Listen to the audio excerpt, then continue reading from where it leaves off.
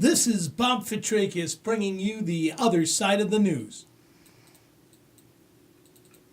Death and hatred to mankind, poisoning their brainwashed minds. Oh, Lord, yeah.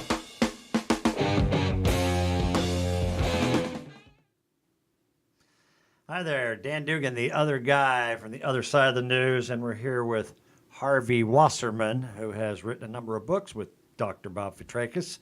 He is obviously an author, an activist, an organizer. He has been quite active in the anti-nuclear movement in this country. He now does a radio program from California, and we're glad to have him back here in Ohio. Good to be with you. Harvey, you've been back in Ohio, but already you've been down at the State House testifying. Why don't you tell our listeners what you were down there talking about? Well, the Ohio legislature has a bill. It's in the House side. It's called AB 6, and they want to bail out the two nuclear plants on Lake Erie, which are losing tons of money. And they have added. They now want to bail out some coal plants, so there's not even a pretense that this is an environmentally clean or friendly bill. And, Bob, they are cutting out all the solar and efficiency stuff in the state. I mean, this is a Neanderthal attack on all climate sanity.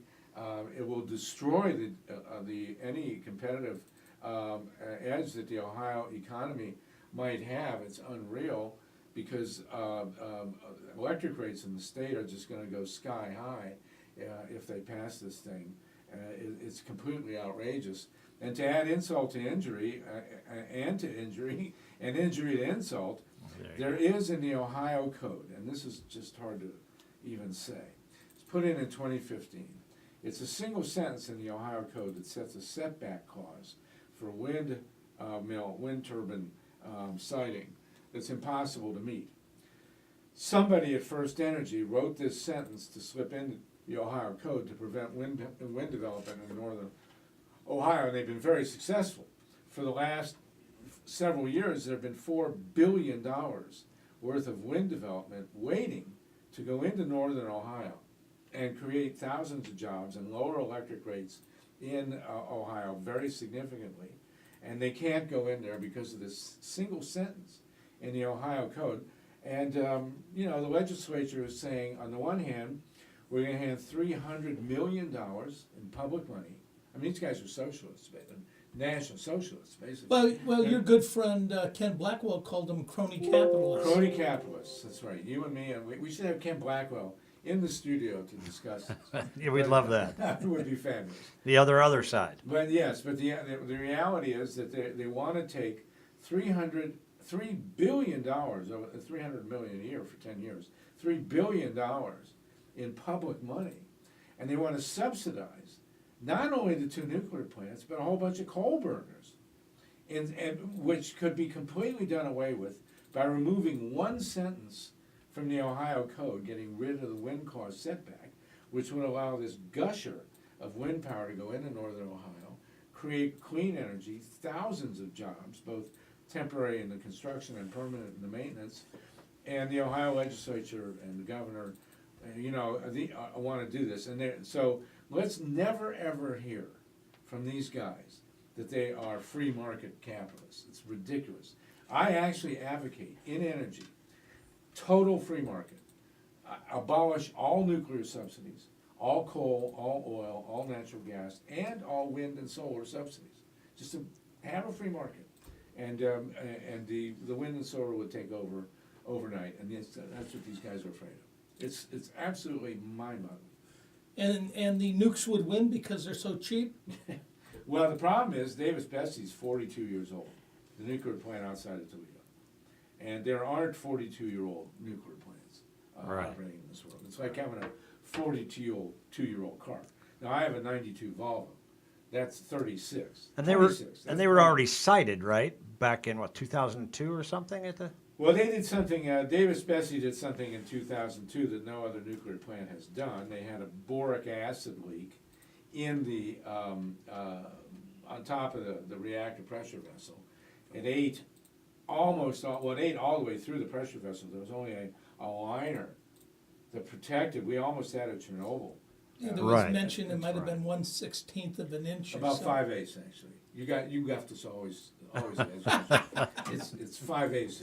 I feel much better. Stop exaggerating, Bob. Yeah, and it has not happened in any other nuclear plant. It's not clear that they solved the problem at Davis-Bessie either. And meanwhile, Davis-Bessie has a shield building. It's the reactor, the big building outside, and it's crumbling. It's literally, this concrete building is crumbling. There was an ice storm way back when, and the ice penetrated the concrete, and it froze up and expanded, and then it contracted, and does that now all the time, expands, contracts, and it's falling apart, Davis-Bessie. Well, at least they didn't put it on a fault, an earthquake Well, like Perry, fault. actually, Perry is, the Perry plant east of Cleveland, the Perry nuclear plant, which opened in '87, is the first nuclear plant in the United States to be damaged by an earthquake. And I'll never forget it. I was scheduled. It was happening in '86. Happened just at the same time that the Challenger blew up. And whoever thought? And I grew up here. I mean, no one ever talked about earthquakes in Ohio. Right. This is what knocked out. Well, Perry was not operating at the time. Thank goodness. We have since had a couple reactors in Virginia that were damaged by an earthquake. It's the same earthquake that damaged the Washington Monument. And I would like to see the training exercise to have guys and women operating a nuclear plant in an earthquake. I mean, you'd have to build a control room on a shaker thing, right? So thankfully, we've never had an earthquake that caused that, but we've come close to having a pair. And weren't they required to cut back on fracking in Mahoning County up in northeast Ohio Too close because to of Davis-Bessie, right? yeah, right, okay. But the reality Because is of this. earthquake potential, right? Yeah, of course. Well, it's called the New Madrid Fault. It goes Right, all the way down right. the Mississippi River. Right. And it's a major, in fact, there was an indigenous community called Cahokia along the Mississippi, not far from current day St. Louis, that we think may have been destroyed by an earthquake on the New Madrid Fault. But the reality is this, and people should understand this, the North Coast, the northern regions of Ohio, within 10, 15, 20 miles of the lake, is ideal for wind power. The wind is Yeah. not as strong as in the middle of the lake, which is actually the strongest in the world. There are very, very few places on this earth that have as strong or steady winds as does the middle of Lake Erie. If you look at the wind maps, Wow. it's like purple. Lake Erie is shallow, and the wind sites are pretty close to the city, so wind in the lake is a pretty good idea, actually. Sure. And one of the reasons it's really good is because the water is fresh, and so you don't have the corrosive salt. There are wind farms offshore in Europe that are actually having a hard time. You'd think they'd have cured the problem by now, but the corrosive powers of salt are pretty substantial. So the alternative, the other problem that you have is that because the water is fresh, it freezes early and you get ice bumping into the bases of the tower. But they haven't decided yet.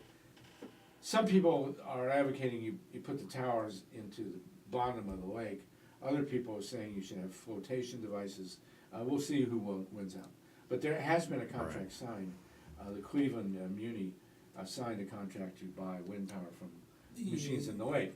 But onshore, from Ashtabula all the way across to Toledo, it's flat. It's got really good wind.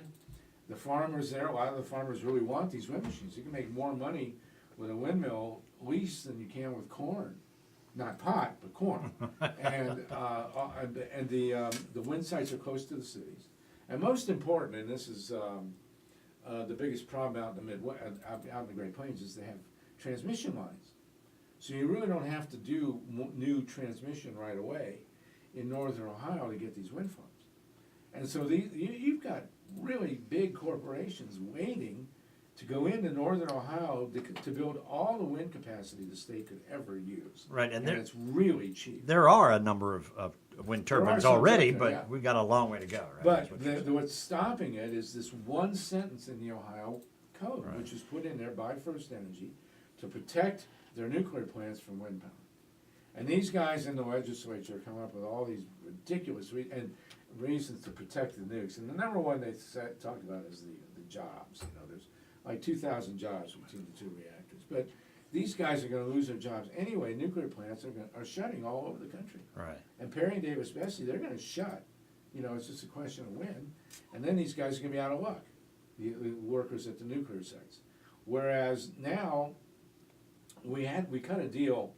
There's a deal cut in California between the utility company and the union, involving also environmental groups in the state. And it's called Retain and Retrain, where when you shut the nuclear plant, and Diablo Canyon in California is scheduled to shut in 24 and 25, we want them shut earlier, but when they shut, there's a compensation plan for the workers. And most of them, or many of them, are going to stay on site to decommissioning, do the decommissioning on the reactors. And that's got to happen at Perry and Davis-Bessie, and we're all for that. And then the other people who don't have jobs, they get retrained to go into the renewable energy industry. So if you let these windmills into northern Ohio, you're going to have a huge job market. And these guys, these men and women at the nuclear site who are unionized, just go straight into the wind industry. And That makes too much sense. Yeah, Yes, and- exactly. but literally these facilities, these nuclear facilities, are bankrupt. Well, the utility is bankrupt. Yes, they can't compete. And so They- that's where House Bill 6 comes in then? AB 6 comes in. Yeah. Now, I was here, I remember 20 years ago or a little less, the whole deregulation thing. The industry came in and the nuclear plants, and they said, oh, we want to have a free market. You know, we want to compete for energy in the state. But first you got to pay off our nuclear plants because they're not competitive. They got $9 billion. I hope you're not talking about stranded costs, Yes, stranded costs. because you don't want to call it what it was, one of the biggest welfare checks Ever ever written. written. Ever written anywhere. The only one that's bigger. Let's just one- call it California. stranded cost. Yeah, Poor little California, stranded right. costs, yes. It's ridiculous, just really ridiculous. And they said, no, we want to compete. And I stood in the same place all those years ago that I stood yesterday in the hearing room in the State House, saying this is a scam. You know, these nuclear plants can't compete then. They won't compete later. You're going to bail them out 20 years ago, give them $9 billion. They're going to, you know, skate along on that money, and then they'll run out and they'll come in here and they'll say, oh, we can't compete, give us more money. That's exactly what's happening. And the legislature is so completely corrupt that they don't care. They're not only are they bailing out the nukes, they're cutting the wind and solar stuff and the efficiency stuff, and they're bailing out coal plants. You've got to be kidding me. You're listening to WGRN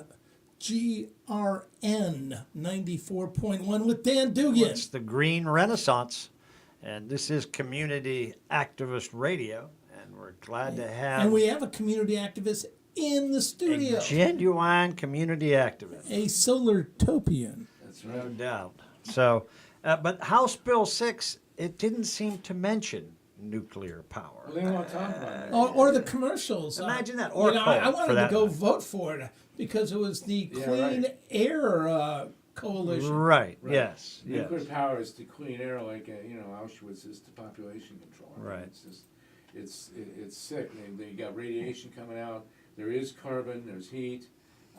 You know, Sure. these nuclear plants are a catastrophe in progress, and it's only a matter of time. God forbid that one of them, the next one, blows up. And there's 98 in the U.S. now. As we're speaking, at the end of May, Pilgrim in Massachusetts is going to shut. At the end of September, 3 Mile Island Unit 1 is going to shut in Pennsylvania. And, you know, they're shutting left and right. And none of them are older, really, maybe one or two, than Davis-Bessie. Davis-Bessie opened in 77. I mean, it's a geezer. And 87 is when Perry opened. And, you know, these plants are just radioactive junk heaps. There's absolutely no reason whatsoever to keep them open. Geyser and potential radioactive geyser. Geysers and geysers. And it would be paid for directly by the by our Ohio citizens, energy customers, right? Yes, and Isn't not only that, but it's they're being paid for. This bill makes people pay for Perry and Davis-Bessie, Right. who are not in their district. So people in Right. southern Ohio, people in central Ohio, AEP is actually pretty progressive utility. They have a lot of wind power, a lot of solar, and AEP customers are going to be forced to pay for the bailout. It's like of Perry and $250 a Davis-Bessie. customer or It's something. ridiculous. Yeah. Right. It's obscene. And Right. I love all these right wingers who talk about the magic of the free market until they Sure. can't compete. Right. And then there they are, they're in bankruptcy and what they're doing in bankruptcy is trying to get rid of their obligations to clean up the reactors. So Okay. They're trying to pass Right. on the decommissioning costs. Right. Exactly. Okay. You know, it's just a total scam, outrageous. It continues, doesn't it? And so and of course the legislature is right wing only because of gerrymandering. I mean, it's a There you completely go. gerrymandered Yeah, supermajority, and that's a game they play. Which they were found. The recent ruling was that the election, the gerrymandering needs to be straightened out. Correct, but Right. they're dragging their feet on that, and we're doubtful we'll see it in 2020. Correct? Is it? Well, there's a possibility where it may be what the Supreme Court says in one of those 5-4 votes. But at this battleground state, there's an even number of Democrats and Republicans, and even more people that are unaffiliated.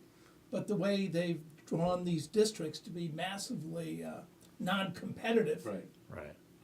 is what's creating these incredibly reactionary state legislators. Right. And that's what we're And you stuck met a with. few. Oh yeah, and they're awful. They're just completely in the pocket of the utilities. They say anything. They're like Trump. They don't care what they say. There's this attitude of I can shoot somebody at Broad and High and nobody's gonna care. Did they try to glad hand you, or No. win you over? No, There was they no knew glad- better. Right. No glad handing going on. I didn't think when was so. testifying. No, And you can okay. see my testimony Yeah. at Okay. the Ohio Gov site. All right. And the Right. one guy just kept saying, I oughta. I don't know what he meant. Well, it's a bad situation, and it's actually worse here than in other states. I mean, Indiana, Michigan, New York, and Pennsylvania all have multiple times the wind energy that Ohio does. Like, you're talking 2, 3, 4 times as Oh, much. I've driven around Michigan, the entire lakefronts, and there's wind farms everywhere. Right. But they're all being stopped in Ohio by that one sentence. You're talking about $4 billion in private investment that's being stopped by one cause in the Ohio Code. And then they turn around and they stick the public for $3 billion in bailouts, not 1 cent of which would be necessary in any way, shape, or form if they got rid of the wind setback clause. Right. You're looking at $3 billion in public handouts here versus $4 billion in private investments here, all based on 1 sentence in the Ohio Code. And other people are opposed to it as well. They're of course, the nuclear industry is stressing big oil, but the manufacturers, Honda, the people that actually make things in the state, want cheap energy and cheap costs. Right. And the other irony is that Ohio is one of the biggest manufacturers in the country of wind power components because there's an industrial right. infrastructure here. Right. The wind industry is making, lots of stuff in Ohio, and none of it's being deployed in Ohio. It's being sent out of state. And even though the federal government took away the right to tax deductions as well, it still is increasing. Well, no, you can still, rapidly. there are still deductions around, but But not what it was. What I'm saying, Right. but it continues to increase. The production of these devices continues to increase, which shows you how strong a comer this Well, is. they were going to try and track me in the hearing, and one of the Republicans, was complaining that wind power gets federal subsidies, and I just said, get rid of them. Get rid of all subsidies to all energy, and have a totally free market. But start with making the nuclear plants get their own private insurance. That would be nice, because they can't get private insurance. Speaking, All these years, Okay. 1957, it's 62 years. In 1957, the Atomic Energy Act said that, well, actually, the Atomic Energy Act was 54, Price-Anderson was in 57. And then the Price-Anderson Act said that the utility companies can have 15 years of federal insurance, and then they're supposed to get private insurance. Never happened. 62 years later, they still have public insurance and no private insurance. and again, it's not likely the Trump administration is going to come to the rescue, even though he's a noted capitalist or No, a money launderer. But speaking of that, any thoughts on whether Trump should be impeached, whether the Democrats should go forth? Oh, you know, either way is fine with me. Bob You said know. the I word. The impeachment is fine, you know. At least maybe- investigate, right? But if it plays it a different way, I don't care. He is obviously a madman and a fascist, and you know, I will say without any hesitation that what's being done to the children at the border is the equivalent of what the Nazis did to the Jews. Shy of Auschwitz, there's no death camps down there. They're not exterminating people en masse. But what they're doing to the kids at the Mexican border is what the Nazis did to the Jews in the concentration camps. I was in Dachau in Germany. I visited there.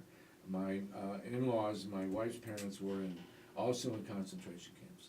Those are the equivalent. What they're doing there is the equivalent of what Hitler would be very proud of Donald Trump with those border camps. And so I don't know how to get rid of this guy. We're getting actual deaths. I mean, there hadn't been a death Yes, there've of been a deaths. child in 10 years, and now you got a half a dozen. Exactly. And, Under and, Trump. and how, Yeah, and how right. severe, how many will commit suicide in their teens? You know, how many of these kids are completely traumatized and are not going to make it? You know, and then or turn into, you know, Trumps. You know, people like him. I mean, it's just horrifying. So yes, And they're fleeing from these Central American countries Yeah. where we created the anarchy, Exactly. we created the fascists, we created the drug cartels That's right. as part of the Cold War Right, and Honduras in particular, you can thank Obama and Hillary Clinton. for the coup. Exactly. So you know, it's a terrible. And none of the newscasters talk about what are these people actually fleeing?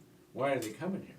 I mean, Yeah. they've got cable in Right. Central America. They don't have to come to the United States. Just stop destroying their countries and let them have a decent life down there. And the problem goes. But you know, Donald Trump loves the border problem. He's a racist bigot, and that's his base. And he needs a distraction.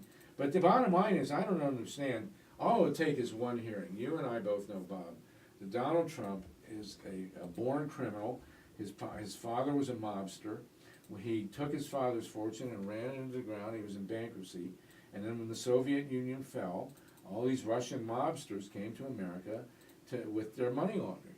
And Donald Trump, this would take 5 minutes to explain in a congressional hearing. Donald Trump is a money launderer. And every major business journal in America has explained it. Yes. Business Insider, Forbes. Right. You know, I mean, they've all. maybe not the Wall Street Journal, but you know, and there's no mystery that Donald Trump is owned lock, stock, and barrel by Putin. You know, Putin came in and took over Russia in 1999. His predecessor Yeltsin was put in by the CIA, as was Putin. Putin rounded up all the billionaires, and they sent their money to the United States. It's not some kind of sex tape that they've got. Trump. Exactly. They've got all his books. He's owned lock, stock, and barrel. I don't know what the problem is. So when the Democrats get their act together, I don't know.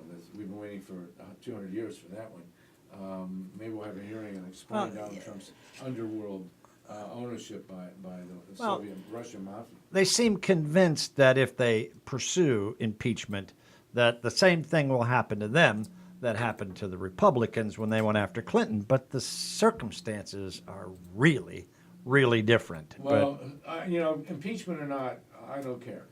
This guy just got to be got. Well, at least investigate it. And I'm going to put it in here that I think the best candidate that the Democrats could have for the President of the United States would be Sherrod Brown. I mean, he's the only Democrat that can carry Ohio, I think. And I've seen him interviewed. We know him. I mean, he's actually a decent human being. I mean, we know Bernie too, but Cher's not Jewish, so it's a different story.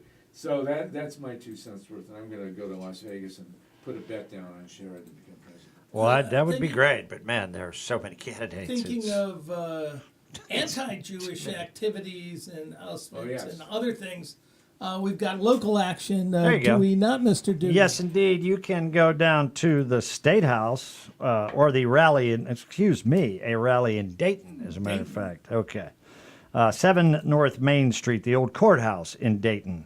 On this coming Saturday at noon to 3, there will be good old-fashioned KKK members right out there, and you can go tell them what you think of them. So Of course, they will sincerely, be open carrying, and they will have the right to cover their faces. Mm-hmm. Now, if you're protesting, you don't have the right to cover your face. Well, it's fine with me. I just washed my sheets, so I'm going to go down there and I'll fit right in. yeah, absolutely. But You they're can flannel. Is flannel okay? You Sorry can about go that. to facebook.com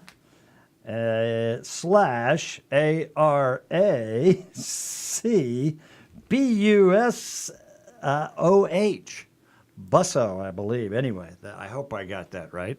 So anyway, if you wanted to go to Facebook first, but instead just go to the rally and again, tell them what you Well, then you think. should go up to Akron and demonstrate at First Energy. who's There you go. destroying- But I got to tell you, Absolutely. if they get this through, if the AB6 and passes, and if they bail out these nuclear plants and these coal plants, and they kill the green stuff, and they continue to ban wind power, Ohio is just in the toilet. I mean, you're gouging $300 million a year out of the state's budget. This is pure waste. This money is just going. The top 10 executives and board members at First Energy are paid collectively more than $25 million a year. So you're talking about a $300 million bailout, and they spent $3 million last year. on Maybe they'll bond. get a raise now. Yeah, so you're talking about 10% off. That's their VIG, right? 10%. We mean that literally. Of the I mean, the it is like bailout. organized crime. Yes, Yeah, indeed. 10% of the bailout is going straight. Because this is a shakedown, right? It is a shakedown. It's exactly what it is. It's unbelievable. I mean, for them after all this to throw in a bailout for the coal plants, that tells you these guys just don't care. Right, we got a couple minutes They left. care about keeping their jobs, but that's about as far as that goes, right? I mean, Well, and let's so just they say don't care what we think is what you're Ohio saying. is opening a pretty big solar farm in southern Ohio, and we got this idea that Ohio could be 100% green powered within 5 years if the wind in the lakes and in the north coast was developed. 100%. I mean, the wind in the lake is virtually limitless. So Ohio could be a Solartopia literally within 3 years, and that's what these guys are so afraid of. Just like this song you were part of. That's right, with Pete Seeger. Yeah. Don't you know we're going to have a Solartopia? Right, and you got a There you book go. coming out quickly. Yes, the life and death spiral of U.S. history, from Daganoweda to Solartopia. Quick. In the Gata I never thought of that. That should be the theme song for the book. That's great. Yes, I love indeed. that. Daganoweda was the founder of the Iroquois Confederacy, the first and greatest democracy, actually, in world history. And that's where Was Kenny Schweikert keeps Cannabis Kenny.